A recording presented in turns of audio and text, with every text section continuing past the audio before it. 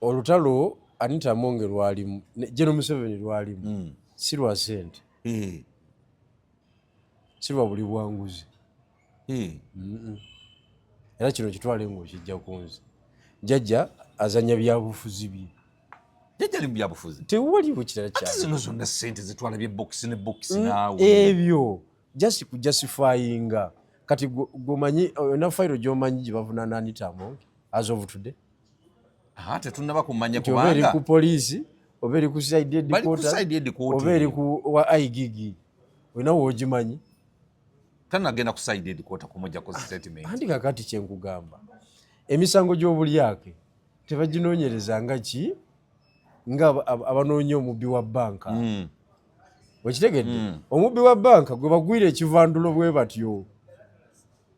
kati ekyo kye baliko bakiyita political persecution Anita babukubi byabufuzi asooka aveewo kubanga abadde azimbye amaanyi wekitegedde yabadde azimbye amaanyi ng'ayingidde mu sisitimu eya jjajja ayingidde mu sisitimu ya gavumenti ayingidde ne byokwerinda ebyo byonna yonna abadde luli nakugamba nti yali ataddewo alina n'abamukiikirira wali ku desike ya jjajja okumanya jjajja alabyani olwo boogedde ki ku mukazi ng'abadde amutuuse ina saako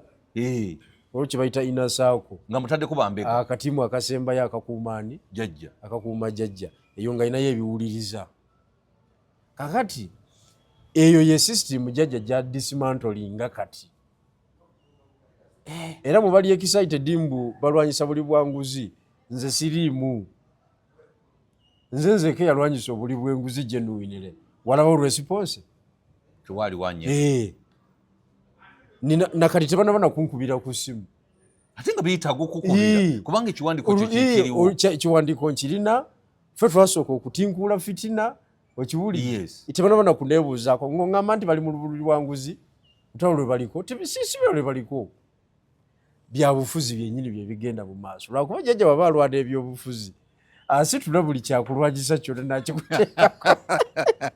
nakkuba ng'amanyi tosobola kuddangulu akukuba akubetenta omanyi kibayita okubetenta wali olabye ku muntu tubeera gweyiseeko bwetnabetenteka nga babambula mubambule ku kolansi jjajja bw'atyo bwalwana ng'anaakudismantolinga ng'omaze okufuuka threati okiwulidde kubanga Anita Amonge abadde agabaki abadde agabasi abadde naye abadde yateekawo embeera wali erimu ku kitavu ky'eggwanga nga bakawuntanti naye akuba wakabina ne bateekamu ssente Bank of Uganda naye akuba wakabina ne batikkamu ofiisi bbiri ezirinawo ezikuba wakabina ofiisi ya president ne state house abo bakima direct wali ku Bank of Uganda kati naye yali yanyiga amapeesa naye akuba wakabina auditor nga agipakingawo ne bazipangamu ne bavuga direct n'atwala kashi ow'okubalamu si wampapula n'ayingira ennyumba kati yamanya bw'asaasaanya Katonda wange okitegedde kati jjajja alwana ekyo adismantolinga that political influence okuyingira mu sisitimu ye kuba jjajja yalina okuzanyirawo yekka tewali ayinza kulingizaayo bwati kubanga nite ekitongole ekiramuzi adde yakiwamba ng'abantu bonna babi ate ye ogani ey'okusatu ezikola gavumenti public service abadde agiwambye nga akirira paka wansi mu masomero bahead teacher agoba n'aleeta omukazi oyo nga owavuye mu poliisi nga tulina kyoyogera ng'abadde asaba n'abapoliisi ne bakola ali retirement ate n'amala n'aba-employee nga ye ekituufu nnyo abadde azanya amapeesa mangi kati ebyo bye bamukubira olwaleero era kasita jjajja n'akonfaminga nti ono mukunkumudde omukono mu kibya takyali mukassa ng'alinga tubeera gweyiseeko takyali mulamu ng'omubetense ng'amugjako engalo kyogamba nti tewaliwo chansi yonna yakutwala mukazi oyo mu kooti nga bwe kisuubirwa wiiki eno jjajja tazanya bw'atyo kubanga jjajja akimanyi bw'olemera ku Anita Amonge ku by'enguzi n'omulemezaako nnyo bangi b'ogenda okusika kuba badde talya yekka abantu be bangi bogenda ogenda kusika okowe nokoowa, ogenda kusika abapalamenti, ogenda kusika abakomishona, ogenda kusika abantu mu finance. Kati ate jjajja tayinza teekawo eyo crisis mu gavumenti. Lwaki tabasika? Ate abantu nga batandise okuwaana Muhoozi, nti Jeno Muhoozi waffe. Anti ye Jeno Muhoozi yakikozeseza nga peesa eri muyingiza ebyobufuzi, sympathy. Ne jjajja ng'omukugu ye ate alina waatuka n'agamba kino kinkuba. Era kati bw'okuba akalulu mu kiseera kino wakati wa Kyagulanyi ne Muhoozi, Muhoozi ali waggulu. Abantu bano tubamanye bagewuka naawe. Obadde kitaawe. Muhoozi ali waggulu nnyo. Abantu bawano tubamanyi. Olaba mu lunaku lumu bakyuse ne bava ku Anita ne badda ku both. Natidde. Mwannyoko bukyana. Eggulo limu yali asabye akalulu ka Anita Bongo nga mukambwe muzibu. Enkeera yadde agamba nti nze ndimbwa. Mukama wange kyandagira okukuba kyenkuba Anita Bongo sikyamuliko. Oyo mubbi. Ngamba tonnagi. Kati bw'oteekawo akamuhoozi ne Kyagulanyi tewewunyanga Muhoozi akamuwa. Muhoozi kati akakuba. Okiwulidde? Naye alaba nga ye weak point eya NRM. Ate ye strong point esobola okuleeta candidate. N'ayagala ayitiremu eyo. Naye jjajja atuuka ekiseera n'agiteekako ekiwero kubanga emukosa. Gwanite nga wamusimyesimye bw'oti. N'ogamba nti buli gwabadde atambuza naye mu by'essente mpingu. Gavumenti ogiyiwa yonna kubanga Anita mu bubi bwe ffe tubadde tulwana naye ate abadde wanjawulo. Mu ngeri ki? Agaggawaza abantu bangi. Bawadde ssente? Bangi abavudde mu bwavu. Alinga Kayihura we yabeereranga IGP yali mubi, akubye abantu kibooko, atumenyeemenya, atusibye, ffe bafala nga tulwana naye. Abagezigezi nga batikkulayo biki? Bisawu bya ssente. Era bangi bagaggawa. Yagaggawaza abantu Kayihura. Wakiseka. Abagagga baliyo ba Kayihura. Webale nnyo. Ne mu political circle eno waggulu gye tuwangaalira. Yonna ssente za Kayihura zikyatambula. Kati n'Anita naye abadde asaasaanya. Ng'agaba ku ssente. Kyova olaba abadde muzibu nnyo mu kalulu nga balina mujja mu bujja.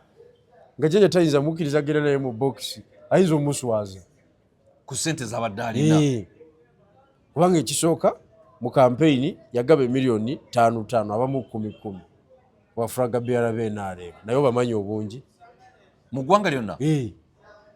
Obamanyi obungi. Okimanyi nti omukazi abadde anegudde pulezidenti abadde amunegudde. Yagaba 5. Kakati eyo feezi neggwa. Kati wano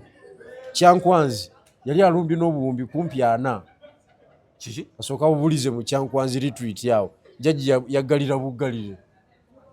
Omukazi ng'abadde omuyita wakusaaga. Obuwumbi 4 bwe yabadde alumbye nabwo. Olaba omulwanyi we ani ono omuwala ono? Nammere bamukubyemu MPS. N'abyogera byonna. Nagafa ne temunkubira bwereere. Nammere yabadde nga gundi. Nga Nyanzi. MP 2. Actually bamukubye lumu. Babadde baleeta olulala ne bagenda n'agamba fande mita ongea. Temunzitira obwereere. Kambyogere byonna. Ebyama n'abisuulawo. Olwabagamba atya. Anti nga n'ewaka alinayo. Ebbiliyoni 5. Yabadde n'obuwumbi bw'essente nga bwa lutalo lwa sipiika. Olowooza emuntu yabadde ng'akuba ya bwereere. Nammere ne bwe wabadde ayogera baaba. Gwe tuyinza twogera ng'obuwumbi 5 ne bwe mbaze era simunenya. Ng'omanyi ku buwumbi 5 ofiisaako obubiri. Obufiisaako obubiri. Okitegedde? Kakati eyo yonna financial capacity abadde agizimbye. Okitegedde? Kakati bali mu muzimbuula era kasaba n'amusalako ebiwawaatiro byonna eby'ebyobufuzi netiwaaka kuba kati esimu ye tekyavuga. Tesobola kuvuga. Oyinza okukubira Anita kati? Oba omwagaza. Ojja ng'onoonya bizibu. Ku bantu bano abatalina mikwano nga ki? Okitegedde? Olaba nabadde batikkulayo. Kati batya okwesaazayo okukuba essimu. Era n'omuga nti obadde mukwano gwa Anita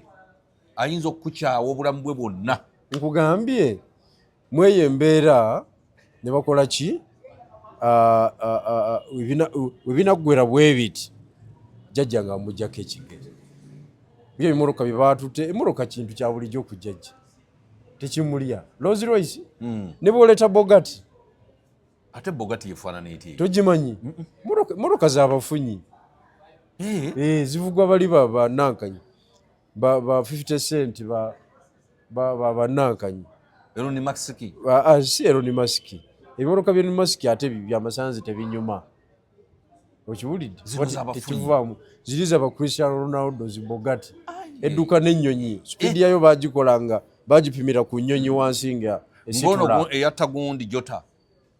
Diego Jota eyo yali nankanyi eyo yali Ferrari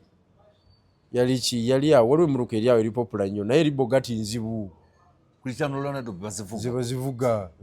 za buwumbi egula $3 eza $. bwe buwumbi nga 10 kati ne bw'ogireeta eyo jjajja tebimuli ebyo buwumbi 10 tebumulya jjajja oba tolina interest za byabufuzi okitegedde era operation yeno egenda mu maaso tebakulimba mbu yajje n'omuhoozi atandise okuluma jjajja yali mu kukola jjajja yakola lwakuba byakola bikolera ani muhoozi naye nga yali mu kukola emirimu gya jjajja nammere lwaki yejjeeyo nnyo n'agamba nti nze nkolera jjajja era layini yange ng'ate yabadde kwanitamu ekitegeeza abadde abegera jjajja civilian obuzibu bwa mwannyinaze oyo nammere nze namugamba era kyemanyi nja kuddamu musange alina okusitadinga sisitemu gyakoleramu kati bwe bamutadde bwe bati bwe yazze mu kamera yazze mu kunyumya conversation gyabadde nayo n'omukulembeze ne jjajja kati ekyo kyabulabe kyakubya nankanyi ono weekayunga oyo omukyalo oyo mulungi oyo wakuba akaddiye mulungi mu kiseera ekyo yali mulungi nantaba mukazi wa kiseera alina ebiseera ate yasigala waggulu kunyumya byama bye conversation gy'obadde ne musajja mukulu eyo yiyo bakutadde onyiza amapeesa go yes tambula ogende naye gy'onyumiza ab'amawulire jjajja yangambye bw'ati ne muddamu bwe nti nangulira essimu yayogedde ne mutabanyi we mbunga mukambwe ennyo kati ezo emboozi za kisiviliyani era mu bantu abakola gavumenti kati omwannyinazaani nammere simulaba because I lacking a capacity to contain classified information agirakinga she's excited okay kati yeetagamu koosi zaffe okumugumya she's a material mu mbeera ey'okupanuwa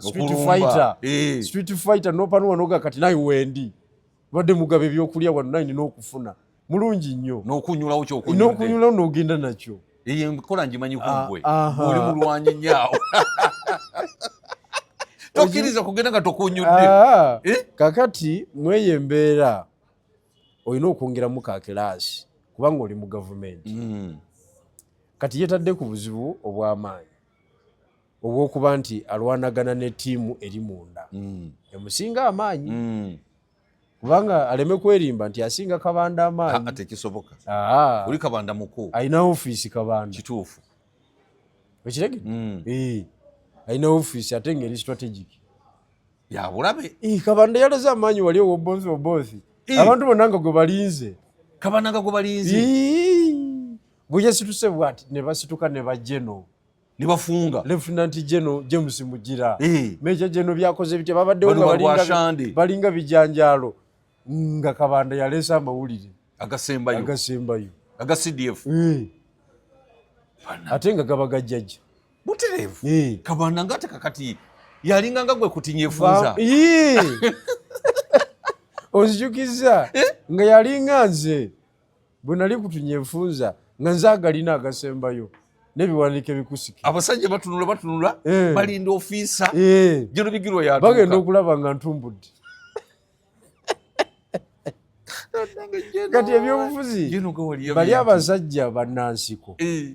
tebakolagana na bantu b'amaanyi nnyo mu kutambuza ebyabwe kubanga bakoppa obukodyo obw'ekiyeekera abantu abatambuzanga amawulire g'olutalo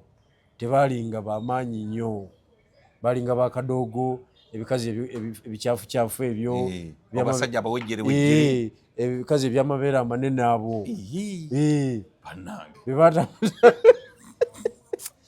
bwe batambuzanga amawulire g'olutalo n'okumanya nti abasirikale bo tebali wali kati jjajja takisuulanga ekyo kati gwe bw'osanga kabanda n'olowooza nti fala byakola tabitegeera oba ogwekubye mu katimba oba weekubye essasi mu kigere oba weetaaga okusomesa gavumenti etambule kakati Anita Among ebyobufuzi bye biruddawa Anita Among oba ayagala oba toyagala ekisooka yabadde ne options bbiri esooka ngeri extreme ey'okugamba nti NRM nkutadde twabika oba onzita kola ki nzite jjajja ngenda nakwesimbako tuve mu muzannyo kati ate yadde atumbulirawo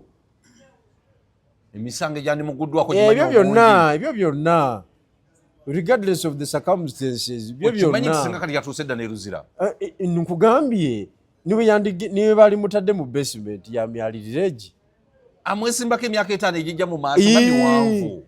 miwanvu olina kukizimba kati ekisaayi temuli musambi nga sente zonna bazitutte ate sente zonna talina netiwaaka ebyo bya sente bive nako naawo yajjanga agongobaza anti kakati nakulwaza nobeera nga yalwala namujinga anti kati olwo olugendo yalutidde okulutambula luzibu olwo nange muwagira olwo yalutidde olaba jje nolumukumidde eruzira kati mwaka gumu kitundu Anita Among yandifiiridde olwo olugendo yalutidde olutambula naye abakusiba nnyama yali badde afuuka kye bayita iron lady ku lukalu lwa Africa okiwulidde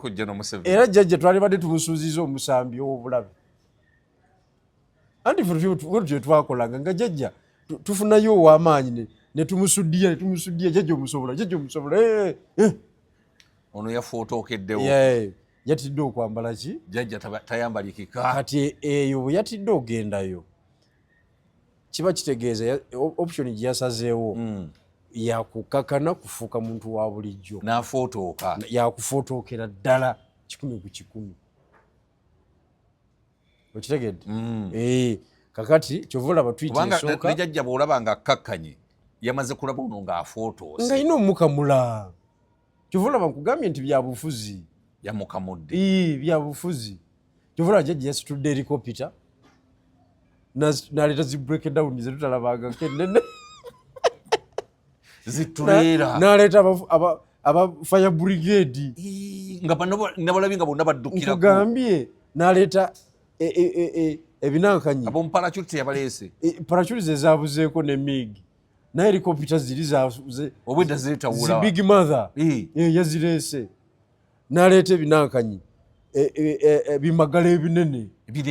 ebisala enzigi ziri ebibabisa banka talina kyakubanyisa kiyaleseeyo mu balakisi tebakulimba jjajja yazze amazeeko kakati eyo ennumba si yamateeka eyo ennumba ya byabufuzi okitegedde eyo ennumba ya byabufuzi ey'amateeka ndala nnyo era bigenda kukomaawo bwe bityo lwaki jjajja bw'aba afulumya abantu be abakubira ddala n'abafotoola kukanga n'aboonoona bonna kukanga abalina ekirowoozo mu maaso eyo kakodyo ka Makiveri akugamba nti omulabe wo oba ogenda mukuba mukubire ddala aleme kufunamu twanyi tusituka ekyokubiri abeere ekyokulabirako eri abalina ekirowoozo ekyo bonna babiweemu kubanga bwe yakuba maama Kadaga yamukuba nkugambye abeera nga tulera gweyiseeko yakuba Kadaga okitegedde bwe yakuba Mbabazi yakuba Mbabazi natuka n'okugongobala ng'atambulira mu kagaali Mbabazi teyakitegeera na bulungi naye oba oyagala okumanya ku sitori ya Mbabazi olina buuza mukyala we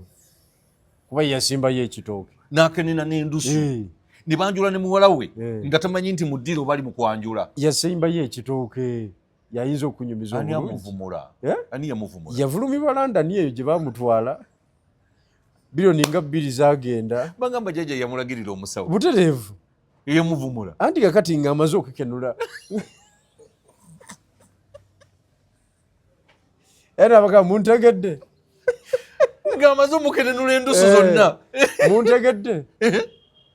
mukyeyagaliza ekifo ekyo nti amuzeeyi twaki Mbabazi yagamba n'okukyogerako obwogezi sisobola kuddamu kukyogerako era kati ye diplomaati namulebe nga mukyala we alayira nga ye ali wali alinze bulinzi kwogera amwenya bumwenya si alina akazigo ng'amwenya bumwenya bwati ensi yagivaako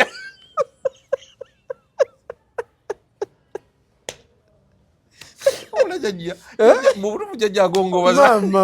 jajja agongobaza ensi yagivaako omanyi ngiri bati bukenya bw'atambula ayina muggo atambulira ku muggo bwati si oli eyagiranga nga jajja kati atambula bwati mpola n'akakofiira kana ak'ekikawboyi ak'abasajja bakulu ababbi b'amataka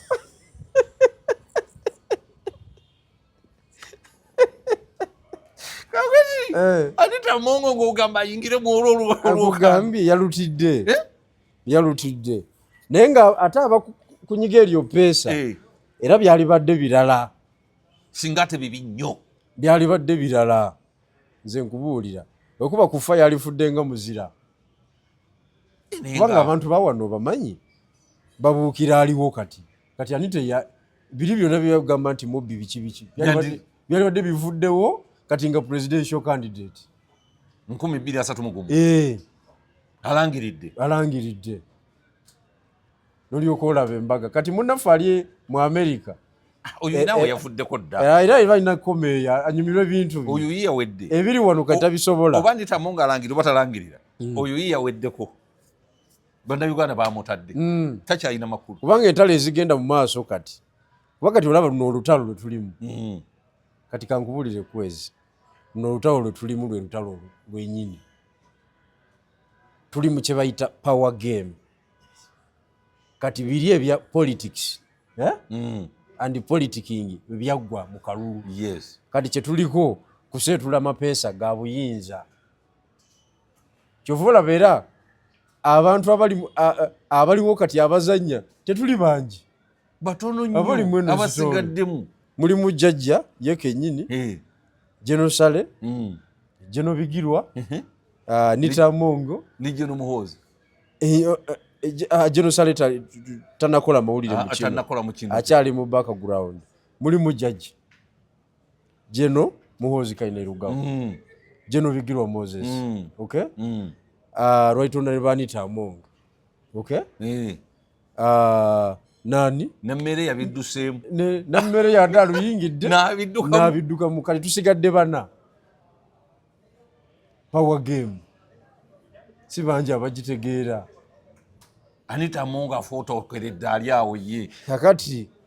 kakati wano wetuli basiviliani bonna bali eri tebalina kye bamanyi kigenda mu maaso ala balina mu kutya buti bannaye tebansika tebangatta ku fayiro ya Anita era obusibu babadde bakozesa nga bakubira Anita kati gundi bazimenye bonna baziblokinze bonna n'okudiritinga WhatsApp conversation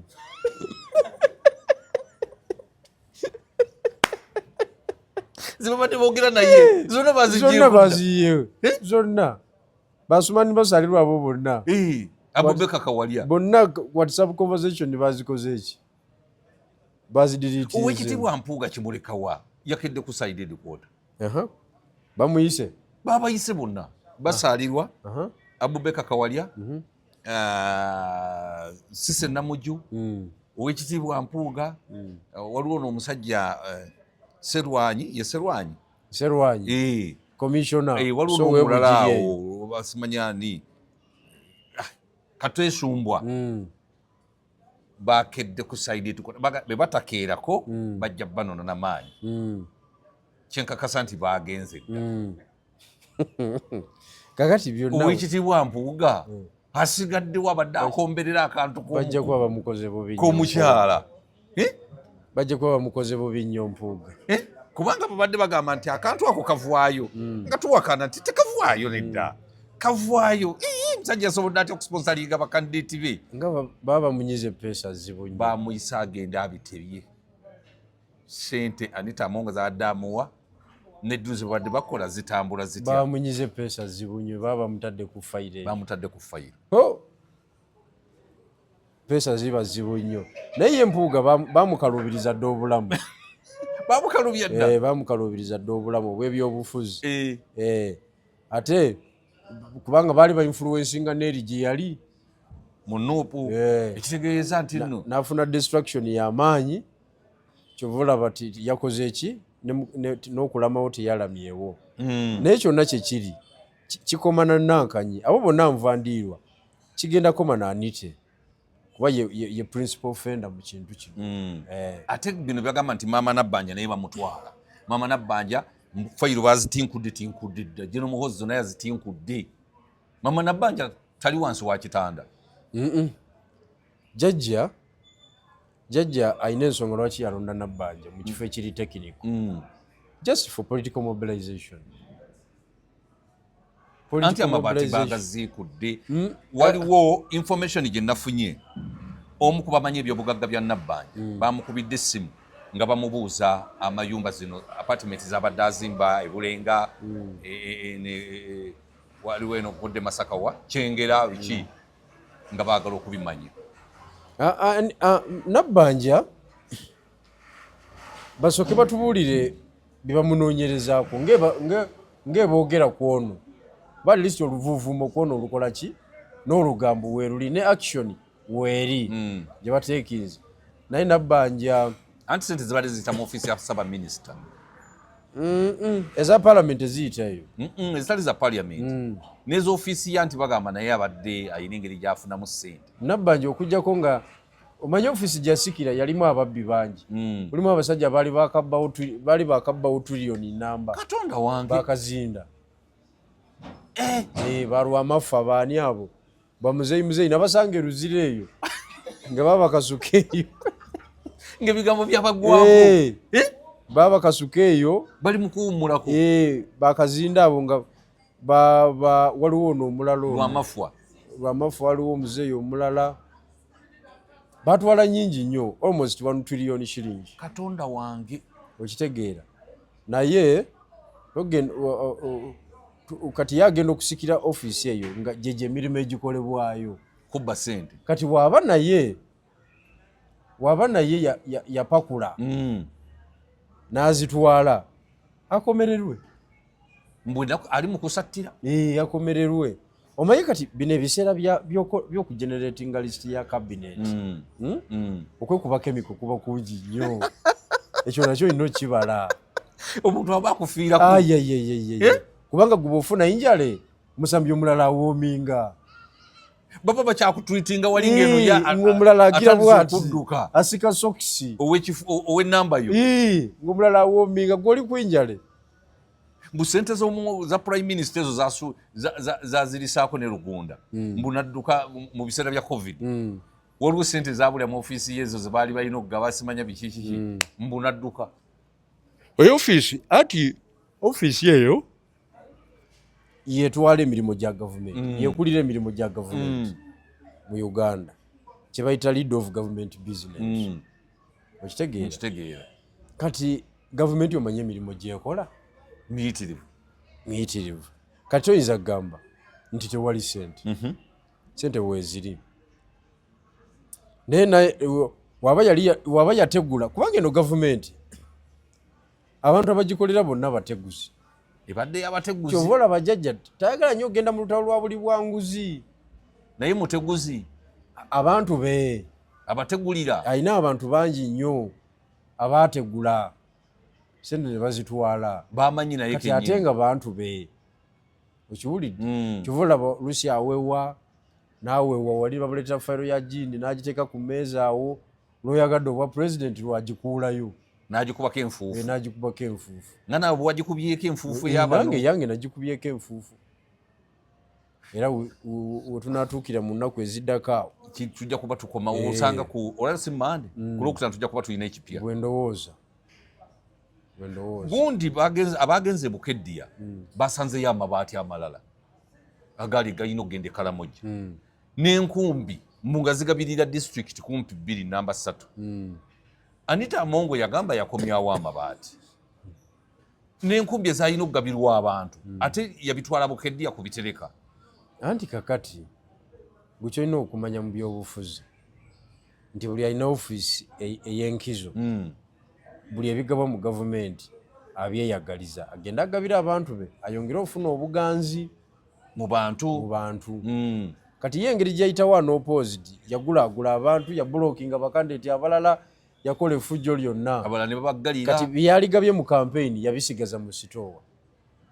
mabaati g'Ekaramoja inaye kamuli olwaitona Rebecca ayitwala Kadaga abeera n'ebintu mu sitoowa nga yabyerabira ebitanda byaki byamalwaliro biri omu piisi nga 10 obuwunga lwaki nga tabigaba amabaati ebyalaani naye abeera nabyeyo mu kifo ky'okubigabira abantu bibiri ku masitoowa lwanaayagala okukola political mileage lwagabako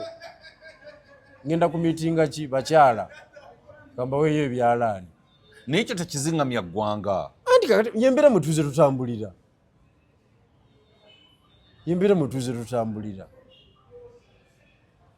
okitegedde so mu mbeera efaanagana bwetyo ne nkugamba nti njagala okutegeeza abatulaba kati nti ekyamazima kiri nti General Museveni yazanye politics yakubya Anita Among mbangambye bwe nnyumba ya Anita Among mbwe ndabirwamu za bulletproof yazikoopa Spain ku nju yani yazine Dini Zidane era olaba fashion y'ennyumba ya Zinedine Zidane kumpi ye yanite ne Anita nga byenya alimba naye nozimbe yebukedde eringa state house nozimba eyo kakati ate waliwo n'endala okyamira wano Kitende noyingira munda eyo waliyo ennyumba endala gye nasanga era Anita Among ne Magogo nga naye ayinayo akake naye nga Anita Among Anita Among nga nene eryawo ate nga si yeeyo sente adazifuna Walusimbizi garage yagiguza obuwumbi 18 wali ku Dowington Road yagiguza $5 obukadde 5 obwa America kakati ebyo byonna ssebo kakati obwo obugagga bwonna anti kyekitegeeza okubeera mu gavumenti ne mu myaka 5 laba nga bye sente zonna empitirivu ezityo kitegeeza okubeera mu gavumenti lwakuba nti ffe ali ku ludda oluvuganya tetumanyi gavumenti naye tunga bagamba nti Joel Ssenyonyi naye abadde alya naye era balaze ebyobugagga bya Joel Ssenyonyi n'entya banange nalabya amayumba anti kakati ku bantu abali ku bunkenke ate olowooza Ssenyonyi taliimu naye era naye mwali Joel Ssenyonyi omanyi apartment z'alina amayumba Allah mu myaka 5 negubala omusaala gw'omubaka omwana nga yagaggawadde nnyo badde munnamawulire n'asoma amawulire nga bagamusakira mitwalo 7 ku NTV ayina ebintu ebisukka mu buwumbi 10 ekituufu nnyo kakati kyova olaba bano tebasobola kyova olaba olutalo lw'obuli bw'enguzi terusoboka kubanga ne opposition okubiramu ababo inyo mwana Joel agaggawadde nnyo alimba asinga n'Ekyagulanyi nkugambye office nsava kubanga okubeera leader of opposition omanyi bwoba otwedinga nabo offices 3 esooka ya speaker manya nti ezo sente bwe mutematema ekyammwe ezo sente eyokubiri ya prime minister manya nti ezo ki sente eyokusatu finance manya nti ekyo ki nezo sente zezo office buno obukiiko bwa paaka buki bonna bwakosa byonna ebyo byonna oyo Gasiya yenna kino kiganya okukutuka kisibira bwa leader of opposition kitegedde kakati nno kyekyo ndowooza tukome wano opoye asi kupa obudde bugenzi okikutta okiwunzise katukimale bwe tutyo basiibule nze mbatadde mbagaliza shi ennungi kubanga tewali kyetutabagambye bintu byonna bibaddewo naye nga akatambi kano mukatambuze mukatuuse ku Sudiru Lupereriya ne banne bonna abamulya mu ngalo ngenda mukuba mu mbuga z'amateeka omuzannyo gwavudde kyenkana omusaavinze kati nze nkubuulidde mutambuze akatambi kamutuukeko emigo tebakuba gya bwiri siyinza kukuwa migo kati yali apostinga biki yali abimanyi olwokuba bamuwadde ka contract kali aka kingdom olwokuba atwedinga ne parliament olwokuba kati ffe tufune emigo kati Anhagu ya defending ali luddawo tali mabuusu naye kasokulindeko Anita Among anaatuula atya eno bwa backup benchers nga obosobos Anita Among Anita woman MP Bukeddia kinaaba kitya ng'omukazi abadde n'amasappe kaseera kazibu nnyo anaatuulayo kyova olaba Bayibuli yakugamba nti osaasira nga afiiriddwako mukwano gwe okufiirwa mukyala we osaasira nga abaddeko n'akasente ne kamuggwako osaasira nga abadde n'obuyinza ne bumuva mu ngalo kaseera kazibu mama Kadaga yali agituddemu nga Anita Among agikubiriza tagituulangamu yakalabika yoba emirundi 3 ndowooza 3 oba 2 ogusooka yagenda kukola ki yagenda kuwa bigambo bye ku mugenzi Oulanyah kuba kyali kimukakatako nga senior legislator ogwokubiri ndowooza aba agenda ku presentinga ministerial police statement agapapula ga ministry ago kakati ono tebagenda muwa bwa minister okusinziira ku ssaga eriwo ajjajja ayinza omuwa jjajja tajja kumuwa jjajja tayinza muwa Anita Among ne bwanaalumika enfudu anti okuguwunzika aguwunzikire kati ate jjajja namuwa bwa minister ate jjajja yaaba omukyamu tumanya nti jjajja yakonayivinga naye okubba essente z'eggwanga ate nga kyobadde olwanyisa omuwota ministry kakati Anita Among gwosuubira agenda kubeera atya mu bantu babadde yeeragirako nalaba juzi Semakula ng'ajula kufukamira ku ttaka bwati Lutamaguzi Semakula ng'ajula kufukamira bweriringa mati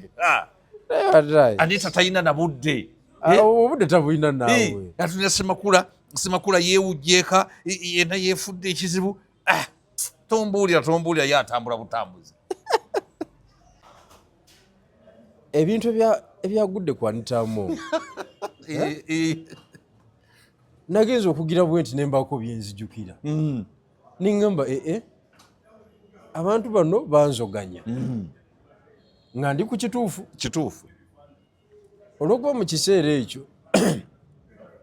baali tebakubika mu mbuga z'amateeka ng'amaanyi bagalina ne mbagamba kasooke nindemu opowe era nempowa kakati nagenza okuba ku fayiro zange enfuufu bwe nti nendaba nga waliwo lokasi ebatwala mu kkooti sigwe munnamateeka lokasi weeri kati mbadde njala kuyita mu kurimino obasike busisi mbanywe bunywi bya kikurimino kubanga bw'otunulira I think section 163 eyogera ku defamation gwe okupublishinga amawulire agattata n'erinnya lyo amafu ku nze ompaabiri section 45 of Penal Code Act eyogera ku fabrication evidence gwe okupangirira obujulizi obupangirire obufumbirire n'obuleeta kakati neŋŋamba kambayite eno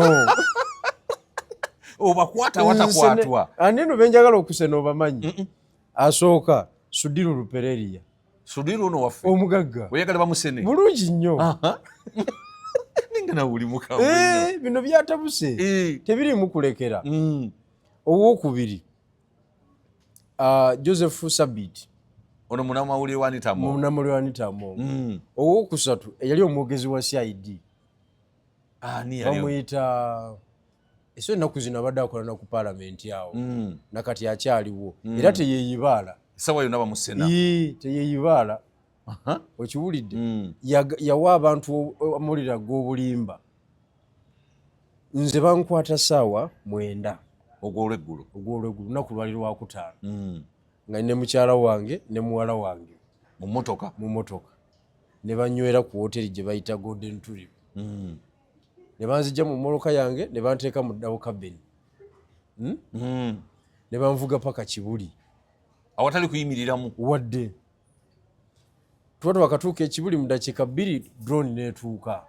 nekupiikingawo nenteeka akakutiya ku mutwe awo nyiri bakuteeramu awo banteera akakutiya ku mutwe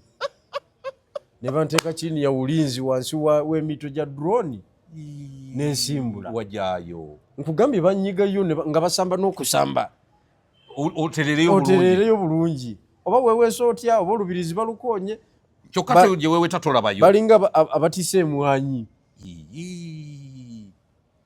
ne bantwala emmotoka twatuuka nayo ekibuli headquarter ng'ejje kugoberera eyo kubanga twavuga convoy okuva Golden Tulip kakati eyo ani agivuga waliwo omusirikale yali mu saati myufu okiwulidde yeyadda mu yange ne bavuga madamu bamuvugira omwo ne muwala wange bonna jeke babakubiramu bonna babaleeta lumu kakati tutuuka ekibuli nze banzijawo kati enkeera waliwo kanso wange not even nkeera waliwo the next day yali Monday babankwata Friday nenvuga Saturday nenvuga Sunday kati ku Monday nfuna ku mugenyi asooka lawyer Honorable Abdallah Kiwanuka bambi Honorable Abdallah Kiwanuka yajja n'omu ku mikwano gyange okiwulidde mukyala kakati nga baŋŋamba olwo sifaananika wajja obanye dda fesi eriwo eti yenene ezimbye basambye nze bakubye nze sibitegeera baŋŋamba owaaye otrendinga ku media kwonna gwoliko emmotoka yo erabikako nga eweteewo omukyala Anita Among jjukira aliko ebipande bya Kyagulanyi sinze wanuupu ennyo kituufu mbiremezaako tuli mu November akalulu kagwa mu January nze nkyabiremezaako wetwala okuba wanuupu ennyo mbuzaagala Museveni aveeko kyokka bannaye oba naliko ki